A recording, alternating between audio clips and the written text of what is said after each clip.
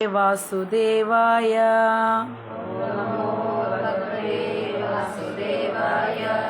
ഓം നമോ ഭഗവതേ വാസുദേവായ.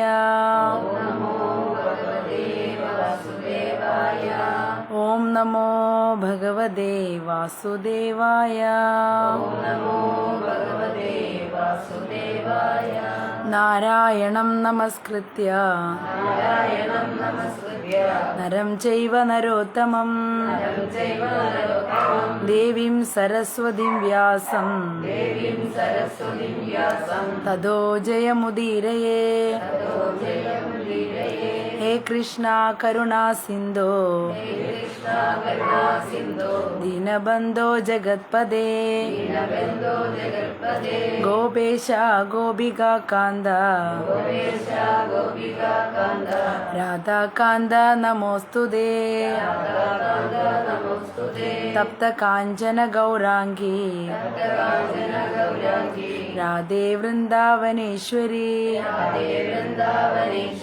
വൃഷഭാനുസുതേ ദേവി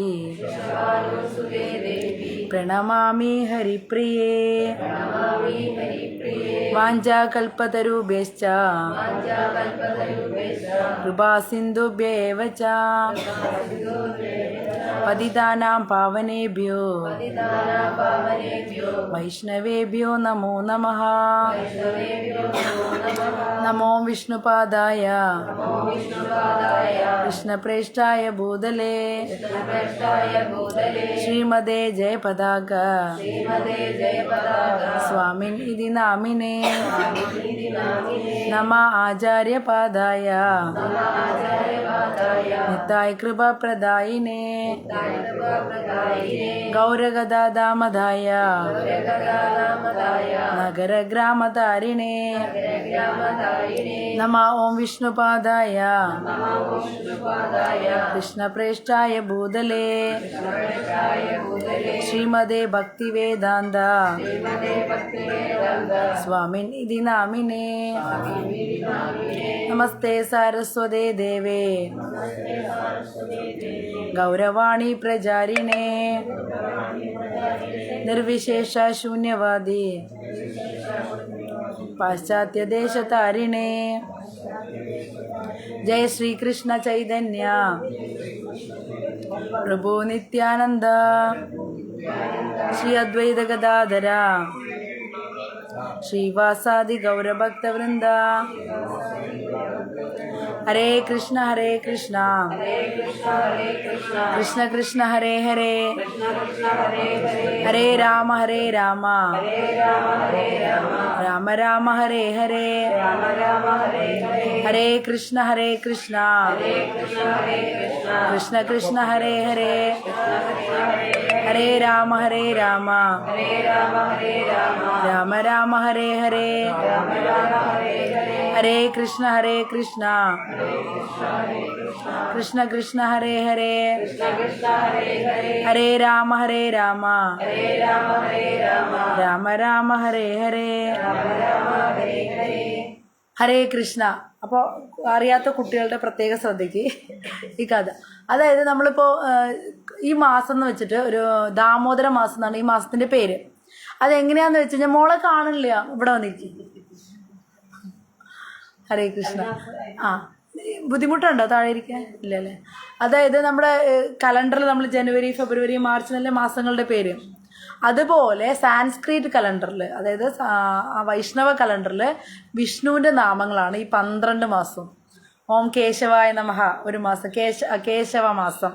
പിന്നെ നമ്മൾ നാരായണായ പറയില്ലേ, നമ്മുടെ തിലകർണ മന്ത്രമില്ലേ, അത് ആ 12 നാമങ്ങൾ 12 മാസമാണ്. നാരായണ മാസം, ഗോവിന്ദ, പിന്നെ മാധവ മാസം, ഗോവിന്ദ മാസം, പിന്നെ പിന്നെ വൈഷ്ണവ മാസം, വിഷ്ണു വൈകുണ്ഠ മാസം, പിന്നെന്താ ശ്രീധരൻ മാസം.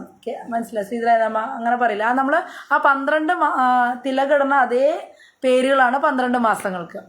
അങ്ങനെ നോക്കുമ്പോൾ ഈ മാസം പറഞ്ഞിട്ട് നമ്മൾ പൂജാ ഹോളിഡേ കഴിഞ്ഞ ഉടനെ വരണ ഈ മാസത്തിൻ്റെ പേരാണ് ദാമോദര മാസം. ഇതിൽ ഓരോ ഭഗവാന്റെ ദാമോദരൻ എന്ന ഭഗവാൻ ഒരു പേരുണ്ട് ആ മാസം. അപ്പോൾ ഇപ്പോൾ നമുക്ക് സ്റ്റാർട്ട് ചെയ്തു ആ മാസം, കുറച്ച് ദിവസമായിട്ടുള്ളൂ. അപ്പോൾ ഇന്ന് നിങ്ങൾക്ക് കുറേ ദിവസം ഉണ്ട് ഇനി ആരതി ചെയ്യാൻ. നവംബർ 5 വരെ ഈ ആരതി ചെയ്യാം. അപ്പോൾ ദാമോദര മാസത്തിൻ്റെ പ്രത്യേകത എന്താണെന്ന് വെച്ച് കഴിഞ്ഞാൽ ഒരുപാട് കൃഷ്ണൻ്റെ ലീലകൾ നടന്നത് ഈ കാർത്തിക മാസത്തിലാണ്. ഇതിന് കാർത്തിക മാസം എന്നും പറയും. കാർത്തിക മാസം, ദാമോദര മാസം എന്നൊക്കെ പേരുണ്ട് അല്ലേ. കാർത്തിക ദേവി പറഞ്ഞ രാധാറാണിയുടെ പേരാണ് കാർത്തിക. അപ്പോൾ രാധാറാണിയുടെ അനുഗ്രഹമുള്ള മാസം അതാണ്. അപ്പോൾ വൃന്ദാവനം എന്ന് കേട്ടിട്ടുണ്ടോ? അക്ഷയ് കേട്ടിട്ടുണ്ടോ വൃന്ദാവനം? എവിടെ വൃന്ദാവനം? ജനിച്ച ഏത് സ്ഥലം എന്നറിയോ? ഇവിടെ ഇന്ത്യയിൽ എവിടെയാണ് അതെന്നറിയോ? UP-യിലാണ്. ഹരേ കൃഷ്ണ. ഹരേ കൃഷ്ണ. ഇന്ത്യയിലാണ് അല്ലേ? ഇന്ത്യയിലെ UP-യിലാണ് ഇപ്പൊ വൃന്ദാവനം. ഭൂമിയിലുള്ള വൃന്ദാവനം അവിടെയാണ്. പക്ഷെ നമുക്ക് പോകേണ്ടത് എവിടേക്കാണ്? ഭഗവാൻ അല്ലേ ശരിക്കും താമസിക്കുന്ന വൈകുണ്ഠ ലോകങ്ങളുടെ തലസ്ഥാനമായിട്ട് ഗോലോക വൃന്ദാവനമുണ്ട്. അവിടുത്തെ ലീലകളാണ് ഇവിടെ നമ്മളെ അങ്ങോട്ട് അട്രാക്ട് ചെയ്യാനായിട്ട് ഇവിടെ കാണിച്ചു തന്നിട്ടുള്ളതാണ് അല്ലേ. നമ്മളെല്ലാവരും ഭഗവാന്റെ അംശമാണെന്ന് കേട്ടിട്ടുണ്ടോ? അതായത് നമ്മളെല്ലാവരും ആരാണ്? ഭഗവാന്റെ അംശമാണ് അല്ലേ. ഭഗവാനെ പോലെ നശിക്കാത്ത ശരീരം ഉണ്ടായിരുന്നവരാണ്. പക്ഷെ എന്തൊക്കെയോ ഭൗതികമായിട്ടുള്ള അട്രാക്ഷനിൽ ഭഗവാനിൽ നിന്ന് പിരിഞ്ഞ് വന്നിട്ടുള്ള ആൾക്കാരാണ് നമ്മൾ. ഭഗവാന്റെ ലോകത്ത് നിന്ന്, വൈകുണ്ഠ ലോകത്ത് നിന്ന് അല്ലെങ്കിൽ ഗോലോക വൃന്ദാവനത്തിൽ നിന്ന് അവിടെ നിന്ന് എന്ത് മിസ്റ്റേക്കാണ് ചെയ്തതെന്നോ ഒന്നും നമുക്ക് ഓർമ്മയില്ല. നമ്മൾ കുറേ ജന്മജന്മാന്തരങ്ങളായിട്ട് താഴോട്ട് പോകുന്നു അല്ലേ. അപ്പോൾ അവിടെ നിന്ന് തെറ്റിപ്പിരിഞ്ഞ് വന്ന ജീവാത്മാക്കളാണ് ഇവിടെ ഭൗതിക ലോകത്ത് അടച്ചിരിക്കുക നമ്മളെ. ഭൗതിക ലോകം എന്ന് പറയുന്ന ഈ ലോകമാണ് ഈ 14 ലോകം അല്ലേ. അതായത് സ്വർഗ്ഗലോകമൊക്കെ ഉൾപ്പെടെയുള്ള 7 ലോകം മുകളിലുണ്ട്, താഴെ 7 ലോകമുണ്ട്. അങ്ങനത്തെ 14 ലോകം അല്ലേ. ഈ ഭൂമി സ്വർഗം എന്നൊക്കെ പറയില്ലേ, ഈ ബ്രഹ്മലോകം വരെ. ബ്രഹ്മലോകം പിന്നെ സ്വർഗ്ഗലോകം അങ്ങനെയുള്ളതൊക്കെ ഈ ലോകങ്ങളിൽ പെടും. ഇനി താഴോട്ട് വരുന്നത് അതലം, വിതലം, സുതലം, തലാതലം, രസാതലം, പാതാളം എന്നൊക്കെ പറഞ്ഞിട്ട് 7 എണ്ണം താഴോട്ടുണ്ട്. ഇനി ഈ 14 ലോകങ്ങൾ പറഞ്ഞാൽ ഭൗതിക ലോകങ്ങളാണ്.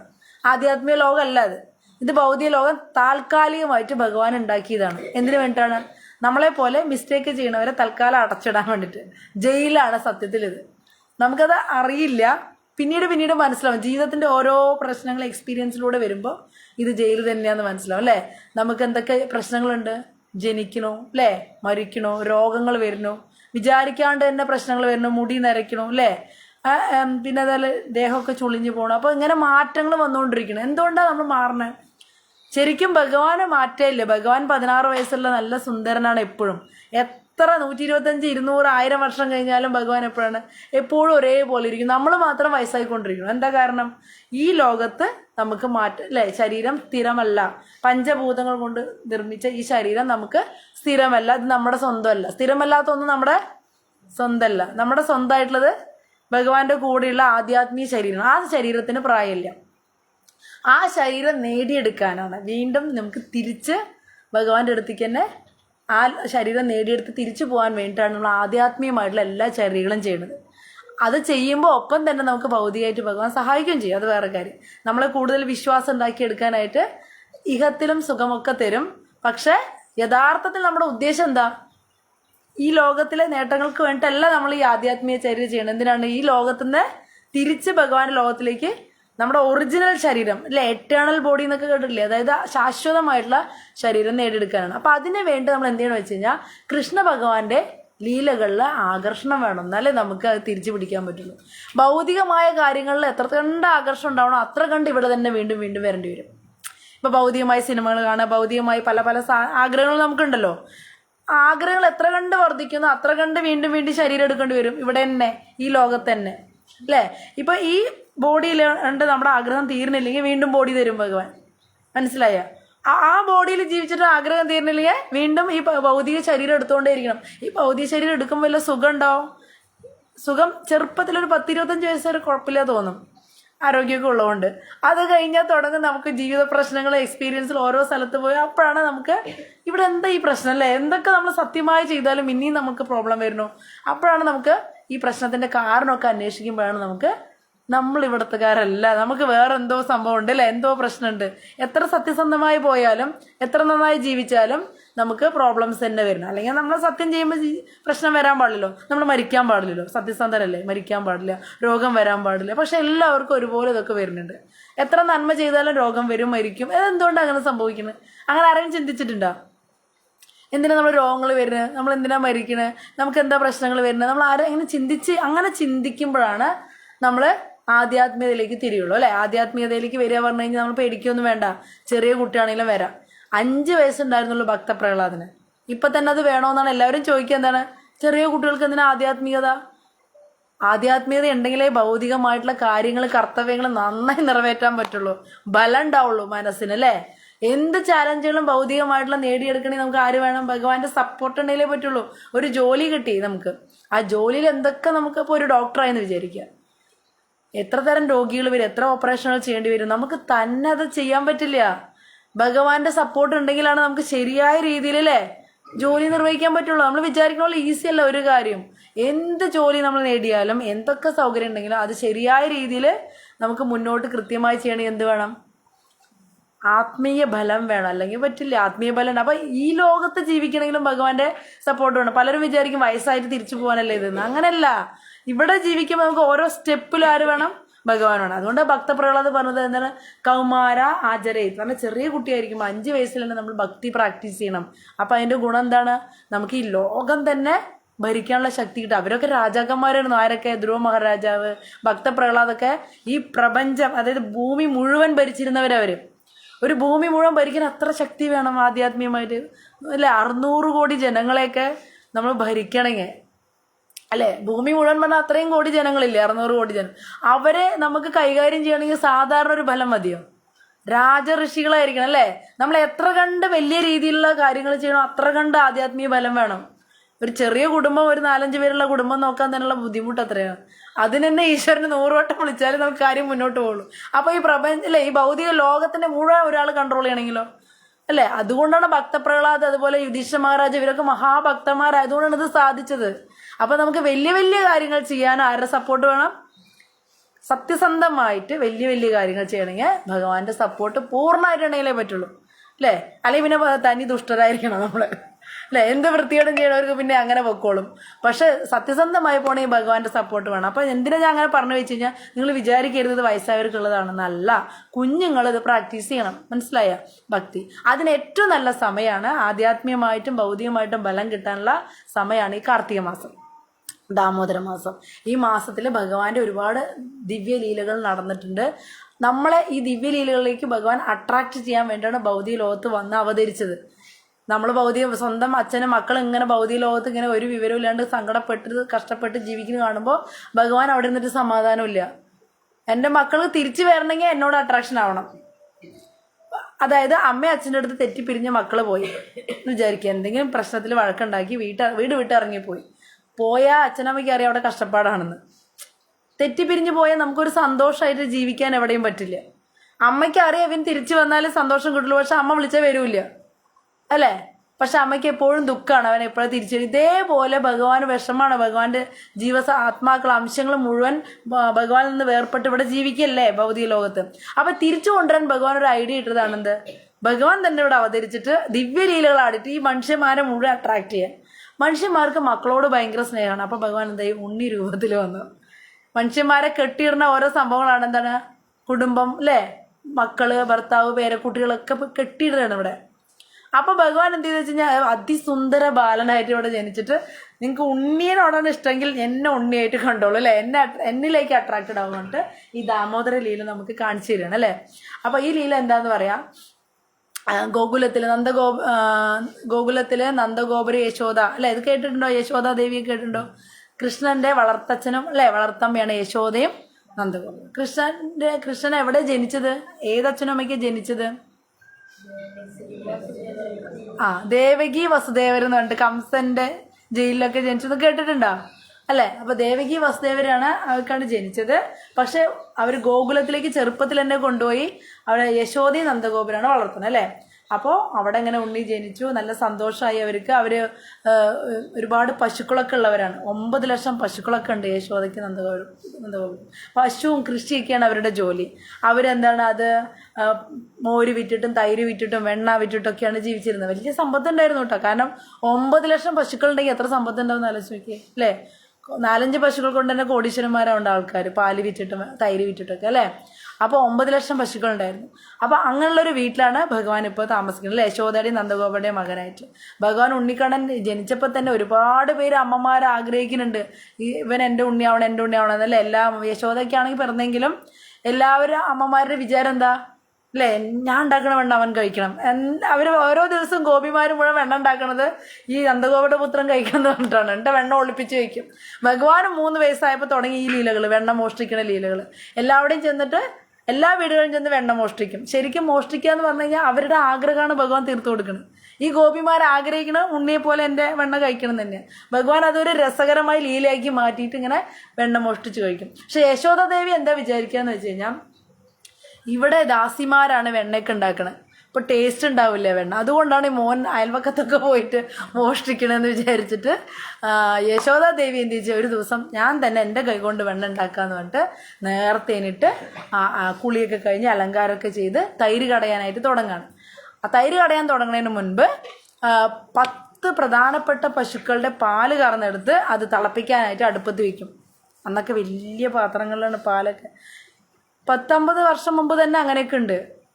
എവിടെ നമ്മളൊക്കെ ജനിക്കുന്നതിനൊക്കെ മുമ്പ് തന്നെ ഇതുപോലെ വലിയ നിറച്ച് പശുക്കളും പാലടുപ്പത്ത് വയ്ക്കും, തൈരുണ്ടാക്കലൊക്കെ നമ്മുടെ ഇവിടെ തന്നെ ഉണ്ട് ഇതൊക്കെ. അപ്പോൾ 5000 വർഷം മുമ്പ് എന്തായിരിക്കും കൂടുതലല്ലേ? അവിടെയൊക്കെ ഈ രീതിയിൽ തന്നെയാണ് ജീവിക്കുക. പശുപാൽ തന്നെ ആയിരിക്കും. അപ്പോൾ അത്രയും പാലൊക്കെ അടുപ്പത്ത് വെച്ചു. യശോദ ഇങ്ങനെ തൈര് കടയാൻ തുടങ്ങി. തൈര് കടയുമ്പോൾ എന്താ വിചാരിക്കണേ യശോദാദേവി? സുധാമാജി എന്താ വിചാരിക്കുക പണിയെടുക്കുമ്പോൾ? എൻ്റെ അച്യുത് ഇനിയിപ്പോൾ എന്തൊക്കെയാ ചെയ്യുക അല്ലേ? അമ്മമാർക്ക് മെയിനായിട്ട് മക്കളെ കുറിച്ച്, പലതല്ല 4 മക്കളെ കുറിച്ചായിരിക്കും ചിന്ത. അതറിയാം. എനിക്ക് തുളസി ഉണ്ടായപ്പോൾ അത് മനസ്സിലായി. അതുവരെ എനിക്കത് മനസ്സിലായില്ലായിരുന്നു. എന്തിപ്പോൾ ഇങ്ങനെ അമ്മമാർ ഇത് ചിന്തിക്കും, അമ്മമാർ അങ്ങനെയാണെന്നൊക്കെ എന്തപ്പത്തെ പറയാനുള്ളത് വിചാരിക്കും. പക്ഷെ നമുക്കൊരു ഉണ്ണി ഉണ്ടാകുമ്പോഴാണ് എന്താണ് ആ ചിന്ത കണക്ഷൻ പോകുന്നത്. എവിടെ ഇരുന്നാലും നമ്മുടെ ചിന്ത വീട്ടിലേക്കേ പോകുള്ളൂ. ശരിയല്ലേ? അതന്നെ ചോദ്യം. അതെ അങ്ങനെയാ വിചാരിക്കുള്ളൂ. ഈ അമ്മമാരുടെ കണക്ഷൻ അങ്ങനെയാണ് വരുന്നത്. ഭഗവാൻ ദൈവികമായിട്ടുള്ള ഒരു സംഭവമാണത്. എവിടെ ഇരുന്നാലും അവരുടെ മനസ്സിൽ അല്ലേ, എന്താ പറയുക, ജോലി സ്ഥലത്താണെങ്കിലും എവിടെ ഇരുന്നാലും ചിന്ത മക്കളുടെ ആയിരിക്കും. ആ അമ്മമാരുടെ മനസ്സ് അറിഞ്ഞോ അറിയാതെ അങ്ങനെ പോകും. അപ്പോൾ ഇവിടെ യശോദാദേവി എന്താണ് വിചാരിക്കുന്നത്? ഭഗവാൻ സ്വന്തം മോനെക്കുറിച്ച് തൈര് കടയാൻ ഇരിക്കുമ്പോൾ ആലോചന മുഴുവൻ ഭഗവാന്റെ ഭംഗിയും ഭഗവാന്റെ കുസൃതിയും ആലോചിച്ച് ചിരിക്കലും സങ്കടം വരലും ചിരിക്കലും ഒക്കെ. ഭഗവാൻ ഇങ്ങനെ പശുവിൻ്റെ പിന്നാലെ വാല് പിടിച്ച് ഓടി വീഴണതും ഇതൊക്കെ ആലോചിക്കുമ്പോൾ ചിരി വരുമല്ലോ. ഇങ്ങനെ ആലോചിക്കുക. അവൻ്റെ പിന്നെ അപ്പോഴേക്കും ഭംഗി ഓർമ്മ വരും. ഇതിങ്ങനെ ആലോചിച്ച് ഇങ്ങനെ സന്തോഷം കൊണ്ട് ഇങ്ങനെ തൈര് കടയണം. അങ്ങനെ തൈര് കടയുമ്പോഴാണ് അമ്മമാർക്ക് വാത്സല്യ പ്രേമം കൂടുമ്പോൾ പാല് തന്നെ ചൊരുക്കുന്ന പറയാം. ആ പാല് തന്നെ ചുരന്നിങ്ങനെ വരുന്നു. യശോദാദേവിക്ക് ഇത്ര വലിയ കുട്ടികളായാലും ചുരക്കുത്രേ. അത് അത്രയും പ്രേമത്തിലെത്തുമ്പോഴാണ് അവർക്ക് വാത്സല്യത്തിൻ്റെ മൂർത്തനെ ഭാവമാണ് ഇവർക്ക്.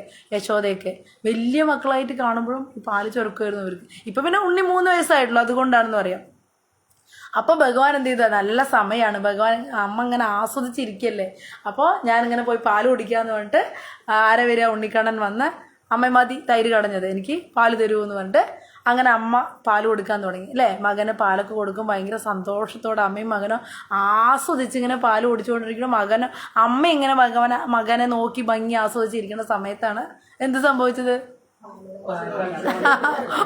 പാലവിടെ ഇവർക്ക് അറിയാം കഥ അല്ലേ. പാല് തിളച്ച് ഇങ്ങനെ പൊങ്ങണു അല്ലേ. ആ ശബ്ദം കേട്ടു. അത് സാധാരണ വീട്ടിലും സംഭവിക്കും. നമ്മൾ അതുവരെ നോക്കി നിന്നാൽ പാല് തിളക്കില്ല. അവിടെ നിന്ന് തിരിഞ്ഞ ആടെ അപ്പം പാല് തിളയ്ക്കും. അപ്പോൾ പാല് തിളച്ച് പോണ ശബ്ദം കേട്ടതും പെട്ടെന്ന് ഉണ്ണീനെ താഴ്ത്ത് വെച്ചിട്ട് അമ്മ ഒറ്റ ഓട്ടോടി. ഭഗവാൻ ഇഷ്ടമായോ? നിങ്ങൾക്ക് ഇഷ്ടമാവോ? അല്ല, അമ്മ നമ്മൾ ഇത്ര വലിയ കുട്ടികളായിട്ട് നമ്മളെ അമ്മ ശ്രദ്ധിച്ചില്ലെങ്കിൽ ഇപ്പോൾ നമ്മൾ വെക്കേഷനിൽ വീട്ടിൽ വരികയാണ്, അമ്മ അവിടെ ഇല്ലയെന്ന് വെക്കേ, സന്തോഷമായിരിക്കുമോ ദേഷ്യമായിരിക്കുമോ? ദേഷ്യമായിരിക്കും. നമുക്ക് എല്ലാം ചെയ്യാറായി, പ്രായമായി, എല്ലാതായെങ്കിലും ആ അമ്മയുടെ മുഖം ഒന്ന് കാണാം. എനിക്കങ്ങനെ ഡിഗ്രിക്ക് പഠിക്കുമ്പോൾ അതെ, അമ്മ എങ്ങോട്ടെങ്കിലും പോകാൻ പറഞ്ഞ ഇഷ്ടമല്ല. അത് അവരുടെ മുന്നിൽ അവരെ ഉണ്ടാവണം അല്ലേ. നമ്മളെ ശ്രദ്ധിക്കേണ്ടത് അമ്മയാണെന്നുള്ളൊരു വിചാരമാണ്. അതേപോലെ കൃഷ്ണൻ എങ്ങനെയാ വെച്ച് കഴിഞ്ഞാൽ അമ്മയ്ക്ക് എന്നേക്കാളും കൂടുതൽ ഇഷ്ടം പാലിനോടാണോ തോന്നിയപ്പോൾ ദേഷ്യം വന്നു. ഭഗവാൻ നമ്മളോട് അങ്ങനെ തോന്നും. നമ്മളൊക്കെ ഇവിടെ കൃഷ്ണൻ പറഞ്ഞ സാധാരണ ഉണ്ണില്ല, ഭഗവാനല്ലേ.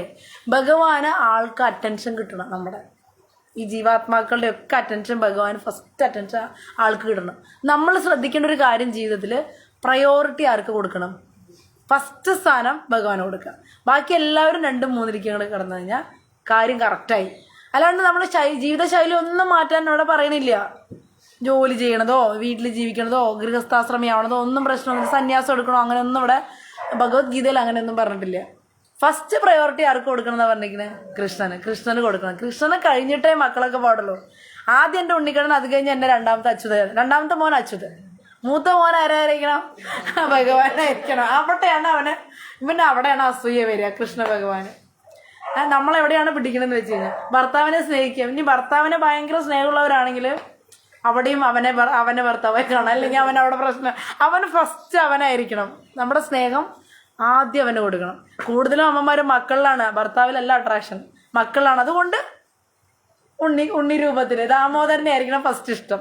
അവനെല്ലാം മനസ്സുകൊണ്ട് അവന് കൊടുത്തിട്ട് മക്കൾക്ക് കൊടുക്കുക. അങ്ങനെ വരുമ്പോൾ നമ്മുടെ കുടുംബജീവിതം സന്തോഷമായിരിക്കും. അവന് മൈൻഡ് ചെയ്യാണ്ട് സെക്കൻഡായിട്ട് നിർത്തി കഴിഞ്ഞ് കഴിഞ്ഞാൽ ചെറിയ ചെറിയ പ്രശ്നങ്ങൾ തരും. ഇവിടെ അത് തന്നെയാണ്. പാലിനോട് ഫസ്റ്റ് അല്ലേ അട്രാക്ഷൻ വന്നു ആർക്ക്?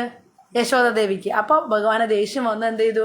ആ വെണ്ണക്കലമൊക്കെ ഉടച്ച് അല്ലേ, ആ വെണ്ണയൊക്കെ കുറേ എടുത്ത് തിന്ന്, പിന്നെ അവിടെ നിന്ന് പോയി അപ്പുറത്ത് ഒരലിൽ കെട്ടിയിട്ടുള്ള ആ വെണ്ണ എടുത്ത് കുരങ്ങന്മാർക്ക് കൊടുക്കൽ, തത്തകൾക്ക് കൊടുക്കലൊക്കെ ചെയ്ത് ആ ചെയ്യുമ്പോൾ തന്നെ ഇടയ്ക്കിടയ്ക്ക് നോക്കുന്നുണ്ട് അല്ലേ. കുസൃതിയല്ലേ, ഇപ്പം അടി കിട്ടുന്ന അറിയാം, എന്നാലും ചെയ്യും വേണം.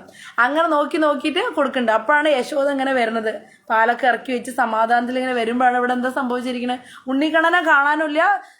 ഹാള് മുഴുവൻ വെണ്ണയും തൈരും പാലൊക്കെ നിറഞ്ഞ് ഒഴുകി കിടക്കണം, വൃത്തികേടായിട്ട് കിടക്കണം. അപ്പോഴാണ് യശോദയ്ക്ക് മനസ്സിലായി ഗോപിമാർ പറഞ്ഞൊക്കെ കറക്റ്റാണ്, ഇവൻ ഭയങ്കര കുറുമ്പൻ തന്നെയാണ് അല്ലേ. ഇവൻ കാണും പോലെയല്ല, എൻ്റെ മുന്നിൽ ഒരു പാവത്താനായിട്ട് അഭിനയിക്കുന്നുണ്ടെങ്കിലും ശരിയായിട്ടുള്ള സ്വഭാവം മനസ്സിലായി. ഇവൻ ഒരു അടി കൊടുത്താലേ ശരിയാവുള്ളൂ, ഇങ്ങനെയൊക്കെ കിടന്നാൽ ശരിയാവോ എന്ന് വേണ്ട ഒരു മയിൽപ്പീലി തണ്ടുകൊണ്ട് അടിക്കാനായിട്ട് ഇങ്ങനെ വരികയാണ്. നോക്കുകയാണ് എവിടെയാണ് ഉണ്ണിക്കണ്ണൻ. നോക്കുമ്പോൾ എന്ന് വെച്ചാൽ കാലിലടിപ്പാടുകൾ ഇങ്ങനെ കാണും. ഭഗവാൻ ഈ പാലിലും തൈരിലൊക്കെ മുക്കിയിട്ടില്ല നടക്കണേ. അപ്പോൾ ആ പാട് കണ്ട് നോക്കി പോയപ്പോൾ അവിടെ വെണ്ണ കൊടുക്കുന്നത് കാണുകയാണ്. ആരാണ്? ഒരലിൻ്റെ മേലെ കയറി നിന്നിട്ട് തത്തകൾക്കും അല്ലേ അവർക്കൊക്കെ വെണ്ണ കൊടുക്കുന്നുണ്ട്.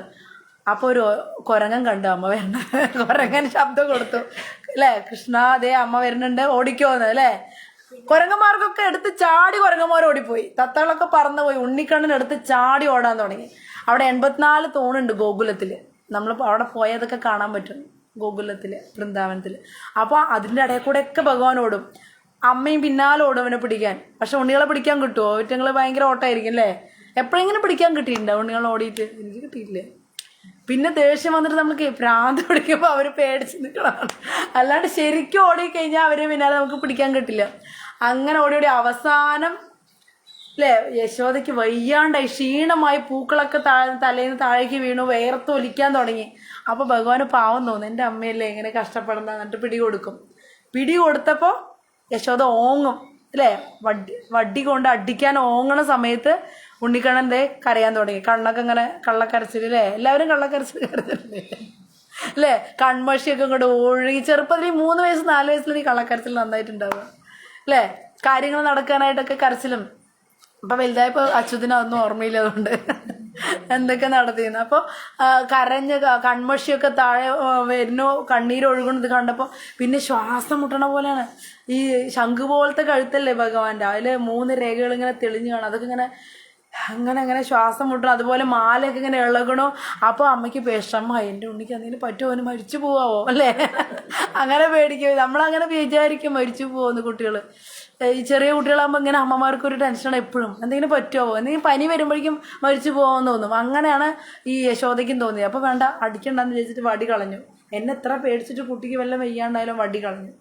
പക്ഷെ എന്നാലും ഈ കുറുമ്പിനൊരു ശിക്ഷ കൊടുക്കണം എന്ന് വിചാരിച്ച് ഇങ്ങനെ നോക്കിയപ്പോൾ ഒരൽ കണ്ടപ്പോൾ ഈ ഒരലൊന്ന് കെട്ടിയിടാന്ന് വിചാരിച്ചിട്ട് യശോദ ദേവി കെട്ടിയിടാൻ തീരുമാനിച്ചു. അവിടെ നിന്നെ ശരിയാക്കി തരാമെന്ന് പറഞ്ഞിട്ട് പിടിച്ച് വലിച്ച് ഒരലിൻ്റെ അവിടെ നിർത്തി കയറൊക്കെ കൊണ്ടുവന്ന് കെട്ടിയിടാന്ന് വിചാരിക്കും. ഇത് ഒതുങ്ങി കിട്ടുമല്ലോ ഒന്ന്, ഈ കുസൃതി ഒന്ന് കുറയാൻ വേണ്ടി. കെട്ടാൻ നോക്കുമ്പോൾ കെട്ടാൻ പറ്റുമോ? എന്താ കെട്ടാൻ പറ്റാത്തത്? നമ്മളാണെങ്കിൽ കെട്ടാൻ പറ്റും, അത് ഈശ്വരനായതുകൊണ്ടല്ലേ. ഭഗവാന്റെ ഉദരം എന്ന് പറഞ്ഞു കഴിഞ്ഞാൽ പ്രപഞ്ചം മുഴുവൻ ഭഗവാന്റെ ഉദരാണ് അല്ലേ. ഭഗവാൻ ശരിക്കാണ് കടന്നു കഴിഞ്ഞാൽ പ്രപഞ്ചത്തിൽ ഈ കാരണോദകശായി വിഷ്ണു കിടക്കുന്നത് അല്ലേ. ആ കാരണജലത്തിൽ കിടക്കുന്ന കംപ്ലീറ്റ് ആ പ്രപഞ്ചം മുഴുവനായിട്ടാണ് കിടക്കുന്നത്. ഗർഭോദകശായി വിഷ്ണു പറഞ്ഞത് അടുത്തത് ഗർഭസമുദ്രത്തിൽ കിടക്കുന്നതും ആ പ്രപഞ്ചം മുഴുവൻ പകുതി ഫുള്ളായിട്ട് കിടക്കുന്നത്. അപ്പോൾ ആ ഉദരം എങ്ങനെയാണ് അല്ലേ, അങ്ങനെയുള്ളൊരു ഉദരാണ് ഒരു അമ്മ കെട്ടാൻ നോക്കണത് അല്ലേ. പക്ഷെ അമ്മയ്ക്കറിയില്ല എൻ്റെ മോനാന്ന് വിചാരിച്ചിട്ടാണ് കെട്ടണത്. പക്ഷെ ഭഗവാൻ അത് ഇടയ്ക്ക് കാണിച്ചു കൊടുക്കുക, അങ്ങനെ പെട്ടെന്ന് തന്നെ പിടികിട്ടില്ല എന്നല്ലേ. അപ്പോൾ കുറേ കെട്ടാൻ നോക്കി, പറ്റില്ല. 2 ഇഞ്ച് 2 അങ്കുലം കുറവ് വരുന്നു. വീണ്ടും കയറുകളൊക്കെ കൂട്ടിക്കെട്ടി കെട്ടാൻ നോക്കി, അപ്പോഴും കെട്ടാൻ പറ്റണില്ല, വീണ്ടും കുറഞ്ഞു വരുന്നു അല്ലേ. അങ്ങനെ കുറേ പരിശ്രമിച്ചു. അപ്പോൾ യശോദയുടെ ഫ്രണ്ട്സൊക്കെ ഇങ്ങനെ വരുന്നുണ്ട് വെള്ളം എടുക്കാനൊക്കെ. എന്താ യശോദയെ പാവം ഉണ്ണിയല്ലേ വിട്ടുകളയാ, നീ എന്തിനെ കെട്ടാൻ നോക്കണമുണ്ട് കുറേ പേര് പറഞ്ഞു. കുറേ പേര് കളിയാക്കി, നിനക്ക് കെട്ടാൻ പറ്റില്ല ഈ ചെറിയ കുട്ടീനെ എന്നൊക്കെ പറഞ്ഞിട്ട് ഇങ്ങനെ കളിയാക്കലോ എല്ലാം കൂടെ കണ്ടപ്പോൾ യശോദയ്ക്ക് സങ്കടം വരുന്നല്ലേ, ആകെ വേർത്ത് ഒലിക്കുന്നുണ്ട്, സങ്കടം വരുന്നുണ്ട്. നാരായണ എന്താ ഇവന്റെ വയറിനെ പറ്റി, എന്താ ഇവനെ കെട്ടാൻ പറ്റാത്തെന്നൊക്കെ വിചാരിച്ച് വിഷമിച്ചു. നാരായണാന്ന് തന്നെ വിളിച്ചു. അപ്പോൾ ഭഗവാൻ എന്തായാലും വിളി കേട്ടു അല്ലേ. നാരായണാന്ന് വിളിച്ചപ്പോൾ ശരി സമ്മതിച്ചു കെട്ടാൻ അല്ലേ. അമ്മയുടെ സങ്കടവും പരിശ്രമവും ഒക്കെ കണ്ടപ്പോൾ കെട്ടാനായിട്ട് അനുവദിച്ചു. അങ്ങനെ കെട്ടിയിട്ടു. ഭഗവാനെ കെട്ടിയിട്ടിട്ട് യശോദാദേവി ആളുടെ പണിക്ക് പോയി. നീ അവിടെ ഇരിക്കും, ഭക്ഷണവും തരില്ല ഒന്നും തരില്ല, നീ അവിടെ ഇരുന്നോന്ന് പറഞ്ഞിട്ട് യശോദാദേവി ആളുടെ ജോലിക്ക് പോയി. ഈ 2 അങ്കുലം കുറവ് എന്താന്ന് പറഞ്ഞു കഴിഞ്ഞാൽ, നമ്മൾ എന്ത് കാര്യം നേടാനും ഭൗതിക ആയിക്കോട്ടെ ഇവിടെ ആത്മീയതയാണ്. കൃഷ്ണനെ നേടാനാണ് യശോദ പരിശ്രമിക്കുന്നത്. പ്രപഞ്ചം യോഗികൾ മുഴുവൻ ധ്യാനത്തിലിരിക്കുന്ന ഭഗവാന്റെ ഒരു നഖം ഒന്ന് കാണാൻ പറ്റുമോ എന്ന് വിചാരിച്ചിട്ടാണ്. കോടിക്കണക്കിന് വർഷമാണ് ഇങ്ങനെ ധ്യാനത്തിലിരിക്കുക ഭഗവാന്റെ ആ പാദം ഒന്ന് കാണാൻ വേണ്ടിയിട്ട്. ആ ഭഗവാനാണ് ഇവിടെ അമ്മ കെട്ടിയിടുന്നത് അല്ലേ. അപ്പോൾ അത് അല്ലേ, ആ കെട്ടിടാൻ പറ്റണമെങ്കിൽ എത്രത്തോളം ഭക്തി ഉണ്ടാവണം എന്ന് ആലോചിച്ച് നോക്കാം. അപ്പോൾ യശോദാദേവിക്ക് ആദ്യം കെട്ടാൻ പറ്റാതിരുന്നത് എന്താണ്, 2 കുറവ് കാണിച്ചത്. ഒന്ന് പരിശ്രമം നമ്മുടെ, പിന്നെ ഒന്ന് ഭഗവാന്റെ കൃപ. ഇത് 2 പോയിന്റ് ഓർത്ത് വെക്കണം. ഭൗതികമായിട്ട് നമുക്കൊരു നേട്ടം ഉണ്ടാക്കണമെങ്കിലും ആത്മീയ നേട്ടം ഉണ്ടാക്കണമെങ്കിലും 2 കാര്യങ്ങൾ വേണം അല്ലേ. വെറുതെ ഇരുന്ന് കഴിഞ്ഞാൽ ആർക്കും ഒന്നും നേടാൻ പറ്റില്ലല്ലോ, അത് ഉറപ്പല്ലേ. പഠിക്കാണ്ട് മാർക്ക് നല്ലതും കിട്ടണേന്ന് പ്രാർത്ഥിച്ചാലൊന്നും കിട്ടില്ല. നന്നായി പഠിച്ചതിന് ശേഷം ഓർമ്മയുണ്ടാവണേ അല്ലേ, ഇതൊക്കെ നല്ല എളുപ്പമുള്ള ക്വസ്റ്റ്യൻ വരണേ, പഠിച്ചൊക്കെ അല്ലേ നേരെ എഴുതാൻ കിട്ടണേ എന്നൊക്കെ പ്രാർത്ഥിച്ചൊക്കെ വെക്കും. ഒട്ടും പഠിക്കാണ്ട് പറ്റില്ലല്ലോ. അപ്പം പരിശ്രമം വേണം. പിന്നെ പരിശ്രമമൊക്കെ ഉണ്ടായി. ആ എക്സാം സമയത്തിൽ പനി വന്ന് കിടന്നാലോ 10 ദിവസം അല്ലേ, മതിയില്ലേ, ആ പരീക്ഷ എഴുതാൻ പറ്റില്ല. അപ്പോൾ അവിടെ ഭഗവാന്റെ കൃപ, അവിടെയാണ് കൃപ. നമുക്ക് പരിശ്രമവും വേണം, ഭഗവാന്റെ കൃപയും വേണം. അതാണ് 2 അങ്കുലം കുറവെന്ന് പറയുന്നത്. അപ്പോൾ അതന്നെയാണ് ഇവിടെ ആധ്യാത്മികമായിട്ട് കൃഷ്ണനെ നേടണമെങ്കിൽ നമ്മൾ വെറുതെ വീട്ടിലിരുന്ന കൃഷ്ണനെ കിട്ടുമോ? അതിനല്ലേ ഞങ്ങളിങ്ങനെ നടക്കണ ഓരോ വീട്ടിലേക്കല്ലേ കൃഷ്ണനെ കിട്ടാൻ. കൃഷ്ണന്റെ ശ്രദ്ധ ആകർഷിക്കാനാണ്. അയ്യോ ഇവിടെ എന്തൊക്കെയോ ചെയ്യണ്ടല്ലോ, ഞാൻ കുറച്ച് എന്തെങ്കിലും ഭക്തി കൊടുക്കട്ടെ എന്ന് തോന്നും അല്ലേ. കഷ്ടപ്പെട്ട് എണീറ്റ് നാമം ജയിപ്പിച്ച് അതൊക്കെ അപ്പം നമ്മൾ പരിശ്രമിക്കുമ്പോൾ അല്ലേ, പരിശ്രമിക്കുമ്പോൾ ഭഗവാന്റെ കൃപ വരും. അപ്പോഴാണ് നമുക്ക്, അങ്ങനെയാണ് ഇവിടെ യശോദ കുറേ നേരം പരിശ്രമിച്ച് ഭഗവാനെ പിടിച്ച് തൻ്റെതാക്കാനായിട്ട്. ആ പരിശ്രമത്തിൻ്റെ ഒടുവിൽ ഭഗവാൻ കൃപ ചൊരിഞ്ഞപ്പോഴാണ് കെട്ടാൻ പറ്റുക. അപ്പോൾ ഇതാണ് ഈ 2 അങ്കുലം കാണിച്ചത്. അത് കഴിഞ്ഞ് പിന്നെ യശോദയുടെ പണി നോക്കി. അപ്പോൾ ഉണ്ണിക്കണ്ണൻ ഇങ്ങനെ നോക്കി, ബോറടിക്കില്ലേ കുട്ടികൾക്ക് 3 വയസ്സിൽ ഇങ്ങനെ കെട്ടിയിട്ട് കഴിഞ്ഞാൽ. 3 വയസ്സ് പറഞ്ഞാൽ എന്തായിരിക്കും, ആ സമയത്ത് തലകുത്തി മറിയണ പ്രായമാണ്. ആ പ്രായത്തിൽ ഒരാളെ കെട്ടിയിട്ട് കഴിഞ്ഞ് കഴിഞ്ഞാൽ കുറേ ഇങ്ങോട്ട് നോക്കി കുറേ അങ്ങോട്ട് നോക്കി ഒന്നും ചെയ്യാൻ പറ്റില്ല. അപ്പുറത്ത് കൂട്ടുകാരൊക്കെ കളിക്കുന്നുണ്ട്, അവർ വിളിക്കുന്നുണ്ട് കൃഷ്ണ വായ നമുക്ക് കളിക്കാമെന്ന്. കൃഷ്ണാണെങ്കിൽ കെട്ട് കഴിച്ചിട്ട് പോകാനും പറ്റില്ലേ. അപ്പോൾ 2 വൃക്ഷങ്ങൾ അവിടെ മുറ്റത്ത് നിൽക്കണ്ടായിരുന്നു. നല്ല വളരെ പഴകിയ 2 വൃക്ഷങ്ങൾ, ഒരുപാട് പഴക്കമുണ്ട് ഈ വൃക്ഷങ്ങൾക്ക്. അവർ നിൽക്കണ്ടല്ലോ. അപ്പോൾ അവിടെ അടുത്തേക്ക് പോവാ നോക്കിയിട്ട് കൃഷ്ണൻ പതുക്കെ ഈ ഉരലിനിങ്ങനെ വിലങ്ങനെ എടുത്തിട്ടു. വലിച്ച് വലിച്ച് വലിച്ച് ഈ അവിടേക്ക് എത്തി, ഈ വൃക്ഷങ്ങളുടെ അടുത്തെത്തി. വൃക്ഷങ്ങളുടെ അടുത്തെത്തിയപ്പോൾ 2 ഇരട്ട കുട്ടികൾ നിൽക്കുന്ന പോലെ 2 വൃക്ഷങ്ങൾ നിൽക്കുന്നുണ്ട്. അതിൻ്റെ ഇടയിൽ കൂടെ കൃഷ്ണൻ കടന്നു. അപ്പോൾ ഒരല് പിന്നാലെ വരുന്നില്ലല്ലോ. അപ്പോൾ ഒരലേ വാ എന്ന് പറഞ്ഞിട്ട് വിളിക്കില്ലേ കുട്ടികൾ, അങ്ങനെയല്ലേ വിളിക്കുക. അങ്ങനെ നന്നായിട്ട് ശക്തമായി വലിച്ചു അല്ലേ. പക്ഷെ സാക്ഷാൽ കൃഷ്ണ ഭഗവാൻ വലിച്ചപ്പോൾ എന്ത് സംഭവിച്ചു, അദ്ദേഹത്തിന് നല്ല ബലമുണ്ട്. ആള് 3 വയസ്സാണ് പറഞ്ഞിട്ട് കാര്യമില്ല അല്ലേ. പൂതനേനെ കൊന്നത് അത്രയാണ്, ജനിച്ച ഉടനെയാണ്. 3 മാസം 4 മാസം ഉള്ളപ്പോഴാണ് ശകടാസുരനെ കുഞ്ഞിക്കാലുണ്ട് ഒറ്റ തട്ട്, വണ്ടി പോലെയാണ് വന്നത്. ശകടാസുരൻ എന്ന് പറഞ്ഞാൽ വണ്ടിയുടെ രൂപത്തിൽ വന്ന അസുരനെ കാലുകൊണ്ട് ഒറ്റ തട്ട് തട്ടിയപ്പോഴത് മറിഞ്ഞ് പൊടിഞ്ഞ് വീണു എന്ന് പറഞ്ഞു. അത്രയും ശക്തിയാണ് ഉണ്ണിക്കില്ലേ. ആ ഉണ്ണിയാണ് ഈ ഉരല് വലിക്കുന്നത്. അപ്പോൾ 2 മരങ്ങളും കട പുഴകിയിട്ട് താഴോട്ട് വീണു അല്ലേ. അപ്പോൾ ആ 2 മരങ്ങൾ ആരായിരുന്നു ആരായിരുന്നു? മണിഗ്രീവൻ. അച്യുതിന് ഓർമ്മയുണ്ട് കഥ അല്ലേ. നളഗോപുരനും മണിഗ്രീവൻ അല്ലേ, ഇവർ 2 പേര് ദേവന്മാർ. ആരുടെ മക്കളായിരുന്നു? ക്വസ്റ്റ്യൻ ചോദിക്കില്ല എന്നല്ലേ പരാതി തുളസി കുട്ടി. ആരുടെ മക്കളായിരുന്നു? കുബേരൻ. ആരാ കുബേരൻ? എവിടത്തെ പണക്കാരൻ? ദേവലോകത്തിലെ ഭണ്ഡാര സൂക്ഷിപ്പുകാരൻ അല്ലേ, പണക്കാരനായിരുന്നു. ആര്? കുബേരൻ. അവർക്ക് എത്ര മക്കളുണ്ടായിരുന്നു? 2 മക്കളുടെ പേരാണ് മണിഗ്രീവന്. അവരെന്ത് തെറ്റാ ചെയ്തത്? മരങ്ങളായിട്ട് ഇപ്പൊ നിന്നത് അവർ 2 പേരായിരുന്നു.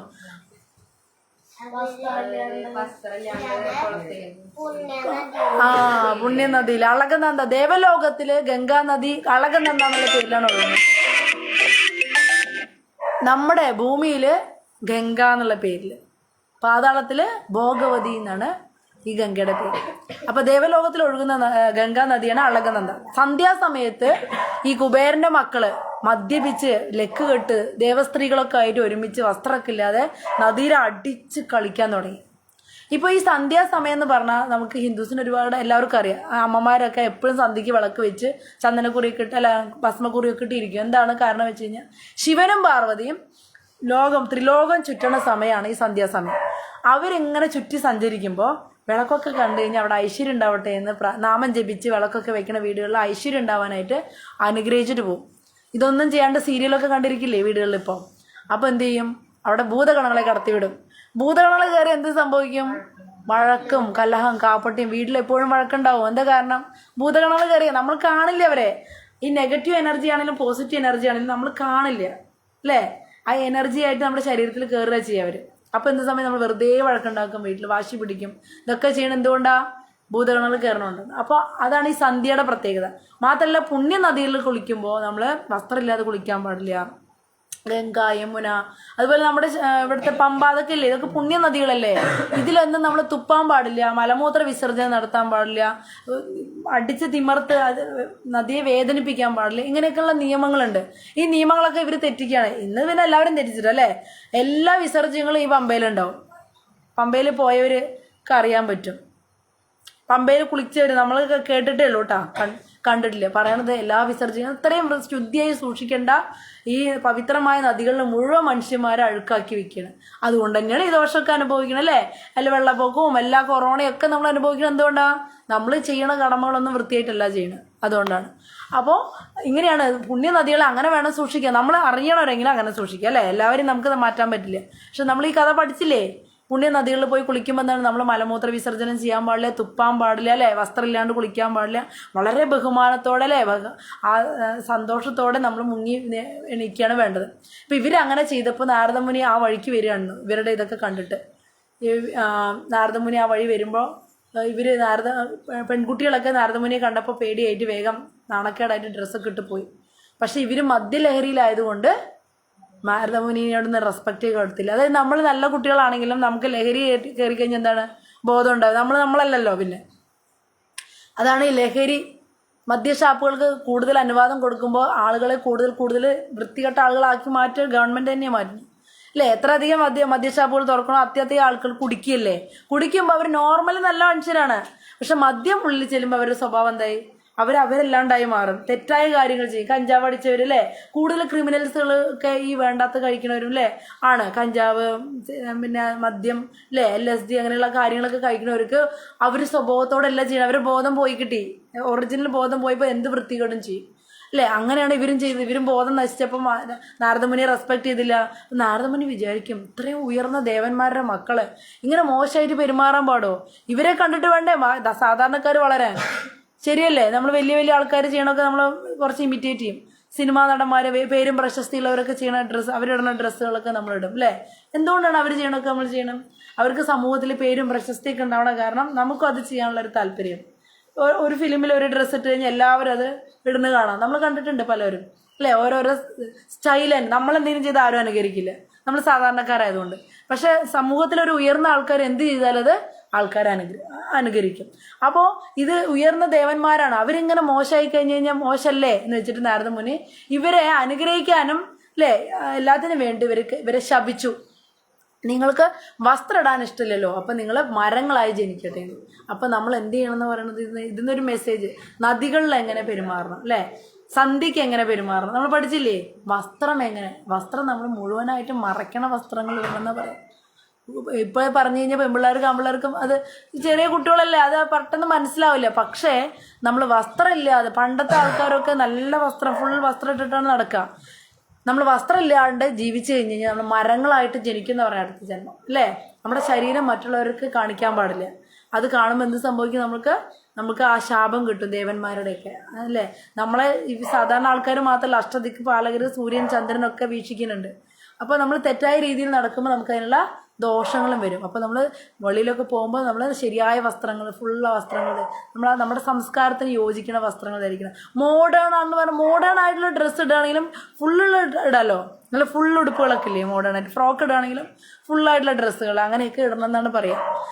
നമ്മൾ പെട്ടെന്ന് ഈ ഇന്നത്തെ കാലത്ത് കുട്ടികൾക്ക് അത് എന്താണെന്ന് ഈ കഥകളൊന്നും അറിയില്ലല്ലോ, അതുകൊണ്ട് മനസ്സിലാവില്ല എന്താണ് ഭാവിയിൽ നമുക്ക് സംഭവിക്കാൻ പോകണമെന്ന് അറിയില്ല. പക്ഷെ ഇവിടെ അങ്ങനെ വസ്ത്രം ഇല്ലാത്തതുകൊണ്ടാണ് മരങ്ങളായിട്ട് ഇവർ ജനിച്ചത്. നല്ല അതിസുന്ദരമായുള്ള ദേവന്മാരാണ് 2 മരങ്ങളായി നിന്നത്. ശാപം കിട്ടിയപ്പോൾ ഇവർക്ക് പേടിയായിട്ട് നാരദ മഹർഷിയോട് പ്രാർത്ഥിച്ചു, ഞങ്ങൾക്ക് ശാപമോക്ഷം കിട്ടണേന്ന്. അപ്പോൾ നാരദ മഹർഷി പറഞ്ഞു, 36,000 ദേവവർഷം കഴിയുമ്പോൾ ദ്വാപര യുഗം വരും. ആ ദ്വാപര യുഗത്തിൽ കൃഷ്ണ ഭഗവാൻ അവതരിക്കും. അപ്പോൾ അദ്ദേഹത്തിൻ്റെ സ്പർശം നിങ്ങൾക്ക് ഉണ്ടാകുമ്പോൾ നിങ്ങൾക്ക് ശാപമോക്ഷം കിട്ടുമെന്ന് അനുഗ്രഹിച്ചു. അപ്പോൾ ഇവർ അന്ന് മുതൽ മെഡിറ്റേറ്റ് ചെയ്യാൻ തുടങ്ങി. കൃഷ്ണ കൃഷ്ണ കൃഷ്ണ, എപ്പോഴാണ് കൃഷ്ണൻ വരിക, എപ്പോഴാണ് കൃഷ്ണൻ വരിക അല്ലേ. നമ്മളും ഇതുപോലെ ശാപം കിട്ടിയിട്ട് മുകളിൽ നിന്ന് താഴോട്ട് വന്നിട്ടുള്ളതാണ്. അതുകൊണ്ടാണ് ഈ ടെൻഷൻ മുഴുവൻ അനുഭവിക്കുന്നത് അല്ലേ. മീനിനെ, വെള്ളത്തിലുള്ള മീനെ കരയിൽ പിടിച്ചിട്ട് കഴിഞ്ഞാൽ വല്ല സമാധാനം അതിനുണ്ടാവുമോ? നമുക്കൊരു സമാധാനമില്ല. എന്താ കാരണം സമാധാനം ഇല്ലാത്തതിൻ്റെ? നമ്മൾ വൈകുണ്ഠത്തിലുള്ള ആൾക്കാരാണ്, ഭഗവാന്റെ ലോകത്തുള്ള ആൾക്കാരിന് ഈ ഭൗതിക ലോകത്ത് പിടിച്ചിട്ട് വല്ല സമാധാനം ഉണ്ടാവും? ഭഗവാൻ നമ്മുടെ സുന്ദരമായ ഭഗവാനെ കണ്ടുകൊണ്ടിരിക്കുമ്പോഴായിരുന്നു നമുക്ക് രസം അല്ലേ. സച്ചിദാനന്ദമായിട്ടുള്ള ശരീരത്തോടു കൂടി, വളരെ ഐശ്വര്യത്തോടുകൂടി, സന്തോഷത്തോടു കൂടി അല്ലേ അങ്ങനെ ജീവിച്ചിരുന്ന നമ്മൾ എപ്പോഴും ഭയപ്പെടും. എപ്പോഴാണ് രോഗം വരുമെന്ന് അറിയില്ല, എപ്പോഴാണ് വെള്ളപ്പൊക്കം വരാമെന്ന് അറിയില്ല, എപ്പോഴാണ് കൊറോണ വരികയെന്ന് അറിയില്ല. എപ്പോഴും ടെൻഷൻ അടിച്ചിട്ട് ഇവിടെ ജീവിക്കണം അല്ലേ. ഇവിടെ വല്ല സമാധാനം നമുക്ക് കിട്ടുമോ? ഇല്ല. അപ്പം അതുപോലെ ഇവർക്ക് വല്ല സമാധാനം ഉണ്ടോ? ഇവരുടെ എറ്റേണൽ ശരീരം കളഞ്ഞിട്ട് ഇവിടെ വന്നു മരങ്ങളായിട്ട്. ഇവർ സദാ ഭഗവാന്റെ നാമം ജപിക്കാൻ തുടങ്ങി. ഇത് നമ്മൾ ചെയ്യേണ്ട കാര്യമാണ്. എപ്പോഴും നമുക്ക് തിരിച്ച് നമ്മുടെ എറ്റേണൽ ബോഡി കിട്ടുക കൃഷ്ണന്റെ അനുഗ്രഹം ഉണ്ടെങ്കിലേ കിട്ടുള്ളൂ. അല്ലാണ്ട് സൽപ്രവൃത്തി ചെയ്ത് കഴിഞ്ഞാൽ വീണ്ടും നല്ല ജന്മങ്ങൾ കിട്ടുമായിരിക്കും. വീണ്ടും വീണ്ടും ജനിക്കേണ്ട ഇവിടെ തന്നെ. പക്ഷെ നമുക്ക് തിരിച്ച് ജനിക്കാത്ത സദാ ആനന്ദമുള്ള ദിവ്യമായിട്ടുള്ള കൃഷ്ണ ഭഗവാന്റെ സമാനമായിട്ടുള്ള ശരീരം കിട്ടണമെങ്കിൽ അല്ലേ, ഭഗവാന്റെ പോലെ ചിവരും നീണ്ട കണ്ണുകളും അല്ലേ, ഭഗവാന്റെ ശംഖു പോലത്തെ കഴുത്തും. ഈ ഉദ്ധവർക്കൊക്കെ ശംഖു പോലത്തെ കഴുത്തായിരുന്നു. ഉദ്ധവരെ കേട്ടിട്ടില്ലേ? ഉദ്ധവർ എന്ന് കേട്ടിട്ടുണ്ട്. ഭഗവാന്റെ ചെറിയച്ഛൻ്റെ മകനങ്ങളാണ് ഉദ്ധവര്. ഉദ്ധവരെ കാണാൻ ശരിക്കും കൃഷ്ണനെ പോലെ തന്നെയാണ്, മയിൽപ്പീലി ഇല്ലാന്നേ ഉള്ളൂ. ആ നിറവും മൂക്കും അല്ലേ, ചുരുണ്ട മുടികളും ശരീരവർണ്ണവും ഒക്കെ കൃഷ്ണനെ പോലെ വരുന്നെന്ന്. സദാ കൃഷ്ണനെ മെഡിറ്റേറ്റ് ചെയ്യുമ്പോൾ കൃഷ്ണനെ പോലെ തന്നെയുള്ള ശരീരം കിട്ടും. ആ ശരീരം അതുപോലെ നമുക്ക് ഭഗവാനെ പോലുള്ള ആ നമ്മുടെ ആധ്യാത്മികമായിട്ടുള്ള നശിക്കാത്ത ശരീരം കിട്ടാനും തിരിച്ച് ഭഗവാന്റെ അടുത്ത് പോകാനും നമ്മൾ എന്ത് ചെയ്യണം? സദാ കൃഷ്ണന്റെ നാമം ജപിക്കണം. ഇപ്പം നമ്മൾ എന്ത് ഇപ്പം യശോദ ജോലി ചെയ്യുന്നുണ്ട്, അപ്പോൾ പക്ഷെ ആരെ ആലോചിക്കണ്ടേ? കൃഷ്ണ ആലോചിക്കണം. അപ്പം നമ്മൾ വിചാരിക്കും ഇപ്പോൾ സുമിമാതാജി ഇങ്ങനെ പറഞ്ഞാൽ ഞങ്ങൾക്ക് വേറെ ജോലിയൊന്നും ചെയ്യണ്ടേ, എപ്പോഴും കൃഷ്ണ ആലോചിച്ചിരിക്കാൻ പറ്റും. അർജുനൻ യുദ്ധം ചെയ്യുമ്പോൾ കൃഷ്ണനല്ലേ ആലോചിച്ചുകൊണ്ടിരിക്കണേ. അർജുനൻ യുദ്ധം ചെയ്യാൻ പറഞ്ഞാൽ നമ്മളെപ്പോലത്തെ ഒരു യുദ്ധം എന്നല്ല അവിടെ നടക്കണ യുദ്ധം. ഒരു നിമിഷം ശ്രദ്ധ തെറ്റിക്കഴിഞ്ഞാൽ കഴുത്ത് പോകും അർജുൻ്റെ. അതുപോലത്തെ യുദ്ധകാലത്ത് നിന്നിട്ടാണ് കൃഷ്ണസ്മരണം ചെയ്യണത്. എങ്ങനെ ചെയ്യാൻ പറ്റും?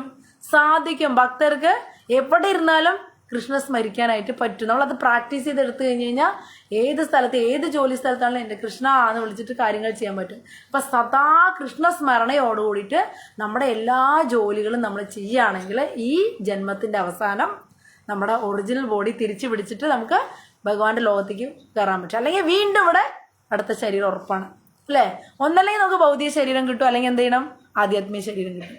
ഇത് രണ്ടും അല്ലാത്ത പ്രേതാവസ്ഥയാണ്. അതിന് നമ്മൾ ദുഷിച്ച കാര്യങ്ങളൊക്കെ ചെയ്യുമ്പോഴാണ്, അതായത് ആളുകളെ കൊല്ലുക അല്ലേ, നമ്മൾ ചെയ്യാൻ പാടില്ലാത്ത അധർമ്മങ്ങളൊക്കെ ചെയ്ത് കഴിഞ്ഞ് കഴിഞ്ഞാൽ നമുക്ക് മരണശേഷം ഭൗതിക ശരീരം കിട്ടില്ല, ആധ്യാത്മിക ശരീരം കിട്ടില്ല, പ്രേത രൂപത്തിൽ നിൽക്കേണ്ടി വരും. ശരീരം കട്ടായി കഴിഞ്ഞാൽ പ്രേത രൂപത്തിൽ നിൽക്കേണ്ടി വരും. അല്ലാതെ പിന്നെ നമുക്ക് എന്താ കിട്ടുക? വീണ്ടും ഭൗതിക ശരീരം കിട്ടുക. അതും നമുക്ക് കാര്യമില്ലല്ലോ. ഒരു അച്യുതായി ജനിച്ചു വളർന്നു വയസ്സായി എല്ലാം കഴിഞ്ഞ് വീണ്ടും അച്യുതനെ പോലെ വേറൊരു ശരീരം കിട്ടിയാൽ എത്ര ബോറടി ആയിരിക്കും. നോക്ക്, ആലോചിച്ച് നോക്ക്. പിന്നെ അടുത്ത ജന്മത്തിൽ വീണ്ടും ഏതോ ഒരു അമ്മയുടെ ഇതേ അമ്മ തന്നെ ആവണമെന്നില്ല കേട്ടാ. അതുകൊണ്ട് പ്രശ്നേ. ഇനിയിപ്പോൾ നമുക്ക് ഭയങ്കര ഇഷ്ടമാണ് ഈ അച്ഛനമ്മയും, പക്ഷെ അടുത്ത ജന്മത്തിൽ ഈ അച്ഛനമ്മ അല്ല, വേറെ ഏതെങ്കിലും അച്ഛനമ്മ. ഇതിങ്ങനെ ബോറടിച്ച് എത്ര കാലമായി, എത്ര ജന്മങ്ങളായി ജീവിക്കുന്നത്. പക്ഷെ നമുക്ക് ബോറടി മാറി ഭഗവാന്റെ അടുത്തേക്ക് പോകണ്ടേ. അതിന് നമ്മൾ എന്താ വെച്ച് കഴിഞ്ഞാൽ ഈ ലോകത്ത് എന്തായാലും നമുക്ക് ഈ ഒരു ശരീരം കിട്ടി, ഈ ശരീരത്തിലുള്ള കർമ്മങ്ങൾ വൃത്തിയായിട്ട് ചെയ്യാം. അത് ചെയ്യുന്നതോടൊപ്പം എന്ത് ചെയ്യണം? നമ്മൾ നല്ലോണം നാമം ജപിക്കുക അല്ലേ. എത്ര സമയം കിട്ടണോ? നമ്മളിപ്പോൾ ഫുട്ബോൾ കാണാൻ സമയം കണ്ടെത്താറില്ലേ, ടി വി കാണാൻ സമയം കണ്ടെത്താറില്ലേ, കളിക്കാൻ സമയം കണ്ടെത്താറില്ലേ. അപ്പം ജപിക്കാനും സമയം കണ്ടെത്തണം. കളിക്കാൻ പോവാറുണ്ടോ? ടി വി കാണാറുണ്ടോ? കളിക്കാറില്ലേ? ആയിച്ചു പാവണ്ട. ടി വി കാണാറുണ്ടോ? അത് കാണാറുണ്ട്. ക്രിക്കറ്റൊക്കെ കാണാറില്ലേ? ഫുട്ബോൾ കാണാറുണ്ടോ? ആ ഫുട്ബോളാണ് ഇഷ്ടം, അതുകൊണ്ട് അല്ലേ. അല്ലേ, നമുക്ക് സമയം നമ്മുടെ ഫേവറേറ്റ് ആയ കാര്യങ്ങൾക്ക് സമയം കണ്ടെത്താറില്ലേ? അതുപോലെ നാമം ജപിക്കാൻ സമയം കണ്ടെത്തണം. ഒരു അരമണിക്കൂർ കൃഷ്ണന് വേണ്ടി ഒരു ദിവസം ഏത് ടൈം ആയിക്കോട്ടെ, മോർണിംഗ് ആയാലും കുഴപ്പമില്ല, ഈവനിങ് ആയാലും കുഴപ്പമില്ല, ഇനി നിങ്ങൾ രാത്രി കിടന്നുറങ്ങാൻ പോകുമ്പോഴായാലും കുഴപ്പമില്ല, ഒരു അരമണിക്കൂർ കൃഷ്ണന് വേണ്ടി നമ്മൾ മാറ്റി വെച്ചിരിക്കണം. നാമം ജപിച്ചാൽ മതി. ഹരേ കൃഷ്ണ കൃഷ്ണ കൃഷ്ണ ഹരേ ഹരേ, ഹരേ രാമ രാമ രാമ ഹരേ ഹരേ. ഈ മന്ത്രജപം ഉണ്ടാവണം. അതിന്റെ ഗുണം എന്താണ്? ഇഹ പരസുഖാണ്. ഈ ലോകത്തിൽ നമുക്ക് എല്ലാ ചലഞ്ചസും നേരിടാനുള്ള പവർ ഈ നാമത്തിനുണ്ട് അല്ലേ? രോഗങ്ങൾ വന്നാൽ നേരിടാനുള്ള, പല ജോലി സ്ഥലത്തുള്ള ചലഞ്ചുകൾ വന്നു കഴിഞ്ഞാൽ, പഠിക്കാനുള്ള പ്രശ്നം വന്നു കഴിഞ്ഞാൽ, വീട്ടിലെ പ്രശ്നം വന്നു, എന്ത് പ്രോബ്ലം വന്നാലും നമ്മൾ ഈ നാമത്തിന്റെ ശക്തി കൊണ്ട് അത് നേരിടും അല്ലേ? മാത്രമല്ല ഭഗവാന്റെ ബ്ലെസ്സിങ് വേറെ എക്സ്ട്രാ കിട്ടുകയും ചെയ്യും. ഇത് കൂടാതെ അവസാന ഘട്ടമാകുമ്പോൾ, വയസ്സായി അവസാന ഘട്ടമാകുമ്പോൾ നമുക്ക് ഈ സ്മരണ കാരണം നമുക്ക് വൈകുണ്ഠ പ്രാപ്തി ഉണ്ടാവുകയും ചെയ്യും. അപ്പൊ ലാഭമല്ലേ, ലോട്ടറി അല്ലേ ശരിക്കും ഭക്തർക്ക്? അല്ലാത്തവർക്ക് എന്താ ലാഭമുള്ളതെന്ന് ആലോചിച്ച് നോക്കുക. നിങ്ങൾ എന്താ ആലോചിച്ചാൽ മതി. ഈ ലോകത്ത് എനിക്കോ കഷ്ടപ്പെട്ട് ജീവിക്കും, അത് കഴിഞ്ഞ് മരിച്ച വീണ്ടും ഏതെങ്കിലുമൊക്കെ ശരീരം കിട്ടും. പിന്നെ ഇങ്ങനെ പോവാണത് എവിടെയാ അവസാനം വേണ്ടതിന്? പെർമനന്റ് ആയിട്ടുള്ളൊരു ബോഡി നമുക്ക് വേണ്ടേ? ഈ നമ്മൾക്കിപ്പോൾ കിട്ടിയ ബോഡി പെർമനന്റ് ആണെങ്കിൽ ഓക്കെ, ഈ പറഞ്ഞതിലൊക്കെ അർത്ഥമില്ല എന്ന് വയ്ക്കാം. ഇപ്പൊ സുമി മാതിരി ഈ ശരീരം ഇത് പെർമനന്റ് ആണെങ്കിൽ വെറുതെ സമയം കളയണ്ടെന്ന് പറയാം. പക്ഷെ ഇത് പെർമനന്റ് അല്ലല്ലോ. കുറച്ചു കാലം കഴിഞ്ഞ് ഇത് എന്തായാലും കളയണം, നമ്മൾ വേറൊന്നും എടുക്കണം. ഈ സ്ഥിരമില്ലാത്ത വീട് കിട്ടുമ്പോൾ തന്നെ നമ്മൾ വാടകയ്ക്ക് ഇരുന്നവരാണ്, നമുക്കറിയാം. കുറച്ച് കഴിഞ്ഞാൽ ഉറപ്പായിട്ട് ഇവിടുന്ന് പോകണം. ഈ എന്താ ഇതിലൊരു അവസ്ഥയില്ലല്ലോ അല്ലേ? പെർമനന്റ് ഏത് കാര്യം, ജോലിയാണെങ്കിൽ നമ്മൾ ഗവൺമെന്റ് ജോലി എന്തിനാണ് ശ്രമിക്കുന്നത്? അതൊരു സ്ഥിര സ്വഭാവം ഉണ്ട് അല്ലേ? സ്ഥിരമായിട്ടുള്ള സാലറി കിട്ടും. പ്രൈവറ്റ് ആണെങ്കിൽ അങ്ങനെയല്ല, നമ്മൾ പെർഫോമൻസ് അനുസരിച്ചേ കിട്ടുള്ളൂ. പെർഫോമൻസ് ശരിയല്ലെങ്കിൽ അവിടെ നമ്മളെ ഇറക്കി വിടും. ഇവിടെ അങ്ങനെയല്ല, കിടന്നുറങ്ങിയാലും സാലറിയാണ് ഗവൺമെന്റില് അല്ലേ? അല്ല, ഞാൻ ടീച്ചർ ഉറങ്ങിയതല്ല ഉദ്ദേശിച്ചത്. മീൻസ് ഇലക്ട്രിസിറ്റി ഓഫീസിലൊക്കെ ചിലവരെ സുഖമായി ഉറങ്ങണ്ടാവും, സാലറി കൃത്യമായിട്ട് വരും. പല ഗവൺമെന്റ് ഓഫീസിൽ, എല്ലാ ഗവൺമെന്റ് ഓഫീസ് അങ്ങനെയല്ല, നല്ല ജോലിയുള്ള ടീച്ചേഴ്സിനൊക്കെ നല്ല ജോലിയുണ്ട്.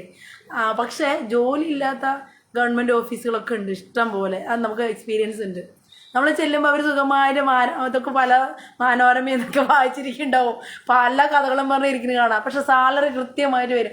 എന്താ ഞാൻ ഉദ്ദേശിച്ചത്? ആ സാലറി ഉദ്ദേശിച്ചിട്ടല്ല, അവർക്ക് ആ പെർമനന്റ് ആയിട്ടുള്ള ജോലി കിട്ടുമ്പോഴൊരു സുഖം മനസ്സിലായി. അപ്പൊ ഏത് കാര്യം നമ്മൾ പെർമനന്റ് ആവാനാണ് നമ്മൾ ആഗ്രഹിക്കുന്നത്, പരിശ്രമിക്കുന്നത്. ഈ ബോഡിയുടെ കാര്യത്തിൽ അങ്ങനെ തന്നെയല്ലേ പരിശ്രമിക്കണ്ടേ? ഈ ഇടയ്ക്ക് വെച്ച് പോണ സാധനം കിട്ടിയിട്ട് കാര്യമല്ലോ. സ്ഥിരമായ എന്തെങ്കിലും കിട്ടാനുണ്ടോ? എസ്, കിട്ടാനുണ്ട്. എങ്ങനെയാ കിട്ടുക? അത് വൈകുണ്ഠ പ്രാപ്തി ഉണ്ടാകുമ്പോഴേ കിട്ടുള്ളൂ. അത് എങ്ങനെ കിട്ടും? ഭഗവാന്റെ സ്മരണ ഉണ്ടാവണം, ഭഗവാന്റെ ലീലാസ്മരണം, ഭഗവാന്റെ ആ രൂപത്തിനോട് നമുക്ക് അട്രാക്ഷൻ ഉണ്ടാവണം. എന്താണോ നമ്മൾ മാനിഫെസ്റ്റ് ചെയ്തെടുക്കും അല്ലേ? എന്തിലാണോ നമ്മൾ അട്രാക്റ്റഡ് ആവണം? നിങ്ങൾ കുട്ടികൾ പഠിക്കണില്ലേ, പല സബ്ജക്റ്റുകൾ പഠിക്കണം അല്ലേ? എന്തിലാണോ അട്രാക്റ്റഡ് ആവണത് അത് നമുക്ക് കൈവരും. മാനിഫെസ്റ്റേഷൻ എന്ന് പറഞ്ഞ സാധനമാണ് അല്ലേ? എപ്പോഴും നമ്മൾ പാമ്പിനെ തന്നെ വിചാരിച്ചിരുന്ന പാമ്പിനെ കാണുന്ന പറയുക. സ്ഥിരമായിട്ട് 10 ദിവസം അടുപ്പിച്ച് പാമ്പ് എന്ന് വിചാരിച്ചു കഴിഞ്ഞാൽ ആ പാമ്പിനെ എവിടെയെങ്കിലും നമ്മൾ കാണും അല്ലേ? സ്ഥിരമായിട്ട്. അതുപോലെ ജോലിയാണെങ്കിലും നമ്മൾ സ്ഥിരമായിട്ട് എന്താണോ മെഡിറ്റേറ്റ് ചെയ്യണം അത് നമുക്ക് എത്താൻ പറ്റും. അതുകൊണ്ടല്ലേ ഓരോരുത്തർ IAS ഒക്കെ ആവണം. എങ്ങനെയാ അത് ആവണം? ഞാൻ കളക്ടറായി എന്നാണ് വിചാരിക്കുക അവർ. അന്ന് അതിന് വേണ്ടിയുള്ള പ്രാക്ടീസ്, അതിന് വേണ്ടിയുള്ള ഇങ്ങനെ ശ്രമിച്ചുകൊണ്ടേയിരിക്കും. അതവരിങ്ങനെ മാനിഫെസ്റ്റ് ചെയ്യും, ആഗ്രഹം അങ്ങനെ മാനിഫെസ്റ്റ് ചെയ്യും, വർക്ക് ചെയ്തിട്ട് അല്ലേ? ഇതന്നെയാണ് ഭഗവാനെയും കിട്ടണമെങ്കിൽ ഇതേ ടെക്നിക്ക് തന്നെ ആധ്യാത്മികമായിട്ടും ഭഗവാനെ നേടണമെങ്കിലും ഭഗവാനെ നമ്മൾ മെഡിറ്റേറ്റ് ചെയ്യണം, മാനിഫെസ്റ്റ് ചെയ്യണം. എങ്ങനെ? സദാ ആ രൂപം ആലോചിക്കണം. ഭഗവാന്റെ രൂപം ഇപ്പം എന്താണ്? ആചാര്യന്മാർ പറഞ്ഞിട്ടുണ്ട്, ചെവി വരെ നീണ്ട കണ്ണുകളാണ് അവന്, ബ്ലൂയിഷ് ബ്ലാക്ക് കളറാണ്, ശംഖു പോലത്തെ കഴുത്താണ്, ചുവന്ന ചുണ്ടാണ്, ചുരുണ്ട മുടിയാന്നൊക്കെ പറഞ്ഞു തന്നിട്ടുണ്ട്. കാലിലെ നഖമൊക്കെ ഭയങ്കര സോഫ്റ്റ് ആയിട്ടുള്ള റോസും റെഡും കളറിലാണ് ഭഗവാന്റെ. ഉള്ളം കൈയൊക്കെ റെഡ് കളറാണ് ഭഗവാന്റെ. ഇതൊക്കെ ആചാര്യന്മാർ പറഞ്ഞിട്ടുണ്ട്. മയിൽപ്പീലി ചൂടിയിട്ടുണ്ട് കൃഷ്ണ ഭഗവാൻ. പിന്നെയോ ഓടക്കോയിലുണ്ട് അല്ലേ? അവന് എന്താണ്? ശ്യാമം ത്രിഭംഗ ലളിതം, 3 വളവോടുകൂടിയിട്ട് ഇങ്ങനെ ചെരിഞ്ഞിങ്ങനെ കാല് പിണച്ച് നിൽക്കുന്ന രൂപമാണ് എന്നൊക്കെ പറഞ്ഞു. അപ്പൊ ആ രൂപം നമ്മൾ ഇങ്ങനെ ധ്യാനിച്ചിട്ട് അദ്ദേഹത്തിന്റെ നാമം ജപിക്കുക അല്ലേ? ആ നാമം എന്താണ്? കൃഷ്ണന്റെ നാമെന്ന് പറഞ്ഞിട്ടുണ്ട്. അത് ഒരുപാട് ശാസ്ത്രങ്ങൾ പറഞ്ഞിട്ടുണ്ട്. കലിയുഗത്തിൽ പ്രത്യേകിച്ച് ഹരേ കൃഷ്ണ നാമം ജപിക്കണമെന്ന് കലിസന്ധരണ ഉപനിഷത്തിലൊക്കെ പറഞ്ഞു. അപ്പൊ ഇത് നമ്മൾ ചെയ്ത് വരുമ്പോൾ നമുക്ക് എന്ത് നേടാൻ പറ്റും? എന്താണോ മെഡിറ്റേറ്റ് ചെയ്തത് അത് നമ്മുടെ മുന്നിൽ മാനിഫെസ്റ്റ് ആവും. ശരിയല്ല? ഇതൊരു സയൻസ് അല്ലേ? വെറും ഒരു കെട്ടുകഥയായിട്ട് നിങ്ങൾക്ക് തോന്നുന്നില്ലല്ലോ അല്ലേ? സയന്റിഫിക് ആയിട്ട് നിങ്ങൾ ചിന്തിച്ചാലും അല്ലേ, എന്താണോ നമ്മൾ ചിന്തിക്കുന്നത് അത് നമ്മുടെ ഉള്ളിലേക്ക് വരും. അട്രാക്ട് ചെയ്യാൻ പറ്റും. നെഗറ്റീവിനെ നമുക്ക് അട്രാക്ട് ചെയ്യാൻ പറ്റും, പോസിറ്റീവ് അട്രാക്ട് ചെയ്യും. അപ്പൊ കൃഷ്ണനെ അട്രാക്ട് ചെയ്യണം. അങ്ങനെ തന്നെ ഇവർ അട്രാക്ട് ചെയ്തത് ഈ 2 വൃക്ഷങ്ങള് സദാ കൃഷ്ണ കൃഷ്ണ കൃഷ്ണ കൃഷ്ണ കൃഷ്ണ ജപിച്ചുകൊണ്ടേയിരുന്ന് അവരെ മാലിന്യങ്ങളൊക്കെ പോയി ശുദ്ധമായി കൃഷ്ണ ഭഗവാന്റെ നാമം ജപിക്കുമ്പോൾ വെറുതെ എല്ലാം സംഭവിക്കുക. അതെന്താണ്? നമ്മൾ പരിശുദ്ധരായി മാറും. നമ്മൾ പരിശുദ്ധരായിട്ട് യോഗ്യത ഉണ്ടാകുമ്പോഴേ ഭഗവാനെ കാണാൻ പറ്റുള്ളൂ. നമ്മൾ വിചാരിക്കും, ഇപ്പൊ പറഞ്ഞു കൃഷ്ണന്റെ മുന്നിൽ വരുന്നില്ലല്ലോ, കാണാൻ പറ്റില്ലല്ലോ. നമുക്കൊരു യോഗ്യത വേണ്ടേ കൃഷ്ണനെ കാണാൻ? എല്ലാവർക്കും ചെന്ന് പ്രധാനമന്ത്രിനെ കാണാൻ പറ്റൂ അല്ലേ? ഓരോ നടന്മാരെ തന്നെ കാണണമെങ്കിൽ, നിസ്സാരക്കാരായ ഒരു ആൾക്കാരെ കാണണമെങ്കിൽ തന്നെ ഈ ലോകത്ത് തന്നെ എത്ര ബുദ്ധിമുട്ടാണ് അല്ലേ? ഒരു കളക്ടർ ഓഫീസിൽ തന്നെ പോകുമ്പോൾ 100 ആൾക്കാർ ഇത് പെർമിഷൻ കിട്ടിയാലേ അവിടെ കയറാൻ പറ്റുള്ളൂ അല്ലേ? നമുക്ക് ഇവിടെ തന്നെ നമുക്കൊരു പ്രധാനമന്ത്രി മോഡിനെ നമുക്ക് പോയിട്ട് ഓഫീസിൽ പോയി കാണാൻ പറഞ്ഞു കഴിഞ്ഞാൽ ഓടിച്ചെന്നാൽ പോയി കാണാൻ പറ്റും. ഒരുപാട് പെർമിഷൻ ലെറ്ററൊക്കെ വേണം അവിടെ. അപ്പം പിന്നെ പ്രപഞ്ചത്തിന്റെ നാഥൻ നമുക്ക് അങ്ങനെ പെട്ടെന്ന് കിട്ടുമോ? നമ്മുടെ ബോഡിക്കും മനസ്സിന് ആ യോഗ്യത വരണം അല്ലേ? ആ യോഗ്യത വരുമ്പോഴേ നമുക്ക് ഭഗവാനെ കാണാൻ പറ്റുള്ളൂ. എന്നോട് പറഞ്ഞു കൃഷ്ണനെ കണ്ടോ, എങ്ങനെ നമുക്കിപ്പോൾ അനുഭവിക്കാനേ പറ്റുള്ളൂ, നേരിട്ട് കാണാൻ പറ്റില്ല, അതിന് യോഗ്യതയായിട്ടില്ല. എത്രയോ നമ്മൾ ഹൃദയം പ്യൂരിഫൈഡ് ആകുമ്പോഴാണ് നമുക്ക് ഭഗവാനെ കാണാൻ പറ്റില്ല. ദിവ്യമായ കണ്ണുകളൊക്കെ വരണം കാണണമെങ്കിൽ. അപ്പം നമ്മൾ അതിലേക്ക് വേണ്ട ആ യോഗ്യത നേടിയെടുക്കാനായിട്ട് നമ്മൾ ജപിച്ച് ഇവരങ്ങനെ യോഗ്യതയായി 36,000 വർഷം ജപിച്ചു. അപ്പോൾ ദ്വാപരയുഗം ആരംഭിച്ചു. ഭഗവാൻ ദൈവം ഉണ്ണിയെ ജനിച്ചു. മുറ്റത്ത് കളിക്കുന്നൊക്കെ ഇവർ കണ്ടു. ഓ, ഇനി എപ്പോഴാണോ ഞങ്ങളുടെ അടുത്ത് വന്ന് തൊടാന്ന് വിചാരിച്ചിരിക്കുകയാണ് അവർ. തൊട്ടാലല്ലേ ഇവർക്ക് ശാപമോക്ഷം കിട്ടുള്ളൂ അല്ലേ? അപ്പം അങ്ങനെ ഇരിക്കുമ്പോഴാണ് ഈ ലീല വന്നത്, ദാമോദര ലീല. അങ്ങനെ അവൻ ഉരുട്ടി വന്ന് ഭഗവാൻ അവരെ ശാപമോക്ഷം കിട്ടു. ഈ മരം കടപുഴങ്ങി വീണ ഉടനെ 2 അഗ്നി തേജസ്സോടുകൂടിയുള്ള 2 രൂപങ്ങളെ പുറത്തു വന്ന് മരത്തുന്നത്. ആരാണ്? ഈ നളഗോപന്റെ മണിഗ്രീൻ. അവർ ഒറിജിനൽ ശരീരം വീണ്ടെടുത്തവര്. പക്ഷെ ഇപ്പൊ തിരിച്ചു പോകുന്ന മഹാഭക്തന്മാരായിട്ട് ഇനി ഒരിക്കലും വീഴ്ച പറ്റില്ല. പരിശുദ്ധ ഭക്തന്മാരായി കഴിഞ്ഞാൽ പിന്നെ ഒരു പൊസിഷനിലുള്ളവർക്കും വീഴ്ച പറ്റില്ല. ആ പൊസിഷൻ അവർ മെയിൻറ്റെയിൻ ചെയ്യും അല്ലേ? നമ്മൾ ഭക്തി ഇല്ലാണ്ട് തെറ്റ് ചെയ്യുമ്പോഴാണ് പൊസിഷനിൽ വീഴ്ച പറ്റണത്. അങ്ങനെ അവർ തിരിച്ചു പോയി. പക്ഷേ ഈ ശബ്ദം കേട്ടിട്ട് നമ്മുടെ യശോദയും നന്ദഗോപുരം ഗോപിമാരും ഓടി വരികയാണ്. ഉണ്ണിക്ക് എന്തെങ്കിലും പറ്റുമോ, പ്രേതബാധ വല്ലതും ഉണ്ടായോ? എപ്പോഴും ഈ ഉണ്ണി ഇവിടെ അല്ലേ, ഉണ്ണി ജനിച്ചേപ്പിന്റെ പ്രോബ്ലമാണ്. ഭഗവാന്റെ അനുഗ്രഹം കൊണ്ടാണ് അതിനൊന്നും പറ്റാത്തത്.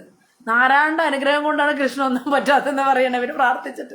എന്നിട്ട് അവസാനം ഇവർ കണ്ണു പറ്റി ദൃഷ്ടിദോഷമാണ് ഈ കുട്ടിക്ക് എന്ന് പറഞ്ഞിട്ട് പശുവിന്റെ വാല് കൊണ്ട് ഒഴിയുക, ചാണകവെള്ളം കൊണ്ട് കുളിപ്പിക്കുക. ഇതെന്നൊക്കെ നിങ്ങൾ മെസ്സേജ് കിട്ടും. പശുവിന്റെ വാല്, ചാണകവെള്ളം, ഇതൊക്കെ ശുദ്ധീകരിക്കുക. വീട് ശുദ്ധീകരിക്കാനുള്ള ഏറ്റവും ബെസ്റ്റ് ഐഡിയ എന്താ? ചാണകവെള്ളം തെളിച്ചാൽ മതി. മനസ്സിലായ? പിന്നെ ഗോമൂത്രം തെളിക്കുക. ഇതൊക്കെ നമ്മുടെ വീട് അശുദ്ധി ഉണ്ടെങ്കിൽ, നെഗറ്റീവ് എനർജി കയറിയുണ്ടെങ്കിൽ, പ്രേതബാധ ഉണ്ടെങ്കിൽ ഒന്നും പേടിക്കണ്ട. പശു തുളസിയൊക്കെ ഉള്ള വീടുകളിൽ അതൊന്നും വരില്ല. തുളസി തറയുള്ളതിന്റെ 100 മീറ്റർ ചുറ്റളവിൽ ഒരു നെഗറ്റീവ് എനർജിയും കടക്കാനുള്ള അനുവാദമില്ല. തുളസി ദേവി ഭഗവാന്റെ പത്നിയല്ലേ അവിടെ ഇരിക്കുന്നത്. അതുപോലെ തുളസി നട്ടുപിടിപ്പിക്കുക, ചാണകവെള്ളം തെളിക്കുകയൊക്കെ ചെയ്താൽ മതി. നമുക്ക് ഒരുപാട് മെസ്സേജ് ഒന്നും കിട്ടുന്നുണ്ട് ജീവിക്കാനായിട്ട്. അപ്പോൾ അങ്ങനെ ഇവരതൊക്കെ ചെയ്തിട്ട് ശേഷം ദൃഷ്ടിദോഷം പോകാനായിട്ടാണ് ഇവര് തിരി കൊണ്ട് നെയ്ത്തിരി കൊണ്ട് ഇങ്ങനെ ഒഴിഞ്ഞ് കളയല്ലേ. പണ്ടൊക്കെ ചെയ്തിരുന്നതുകൊണ്ട് ആൾക്കാർ തിരി കൊണ്ട് ചെയ്തിട്ടുണ്ട്. ടീച്ചർക്ക് അറിയാം അല്ലേ?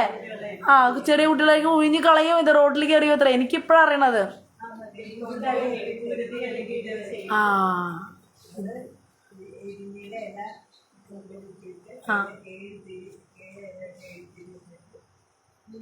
ആ ആ ആ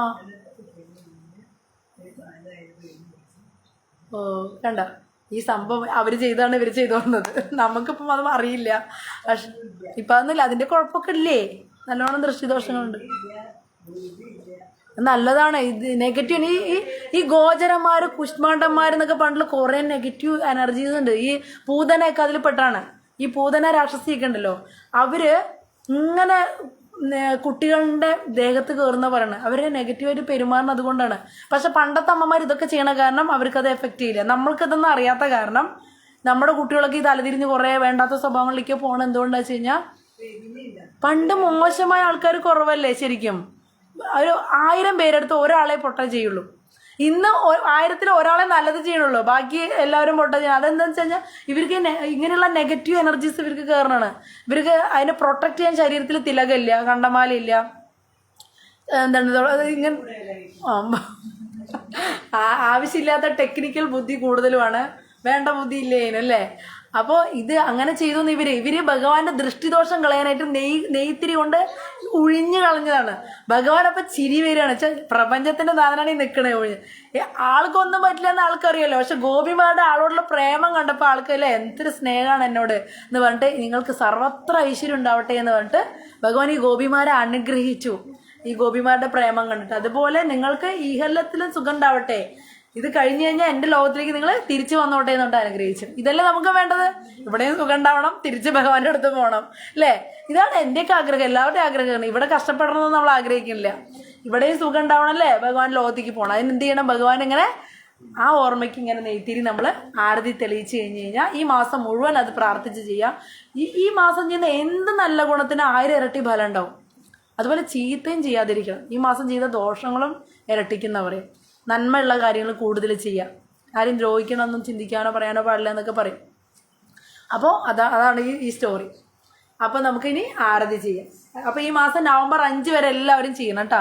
ഇപ്രാവശ്യം നമ്മൾ നേരത്തെ വന്ന കാരണം കുറേ ദിവസം കിട്ടി ചെയ്യാനായിട്ട്. എല്ലാവരും ചെയ്യുക. അത് നമുക്ക് നല്ലതേ ഉണ്ടാക്കുള്ളൂ. ഭഗവാന്റെ ആരതി കൊണ്ട് ഐശ്വര്യം ഉണ്ടാവുള്ളൂ അല്ലേ? ദോഷമായിട്ട് എവിടെയും ഉണ്ടാവില്ല. ദോഷം അഥവാ വരുന്നത് നമ്മുടെ പാസ്റ്റ് കർമ്മ കൊണ്ടാണ്, അത് ഭഗവാന്റെ കാര്യങ്ങൾ കൊണ്ടല്ല. അപ്പോൾ ഹരേ കൃഷ്ണ, എല്ലാവർക്കും നന്ദി, നമസ്കാരം.